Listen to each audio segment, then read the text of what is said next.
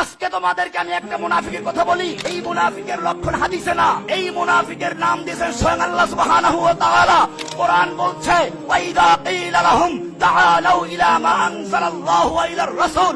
এই লোকগুলো যারা দাবি করে কোরআন মানে, আসমানি কিতাব সব মানে, আল্লাহ মানে, রাসূল মানে, হজ করতে যায়, উমরা করতে যায়, কোরআন পড়া ছাড়া চাও খায় না, এই দাবি করে। কিন্তু যখন বলা হয় তাআলাউ, আসো, ইলা মা আনজালাল্লাহু ওয়া ইলার রাসূল, আল্লাহ তাআলা যে কিতাব নাযিল করেছেন এই কিতাবের দিকে এসো, ওয়া ইলার রাসূল, রাসূলের সুন্নাহ দিকে আসো।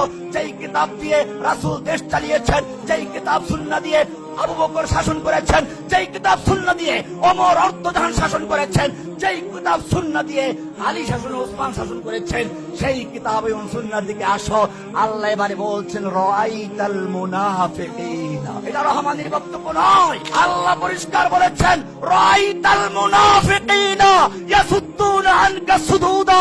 আপনি মুনাফিকগুলোকে দেখবেন, ভিআইপি মুনাফিকেরা, এই মুনাফিকগুলোকে দেখবেন ইয়াসুদ্দুনা আনকা সুদুদা, আপনার দিকে আস্তে মাথাটা ঝুঁকিয়ে চলে গেছে।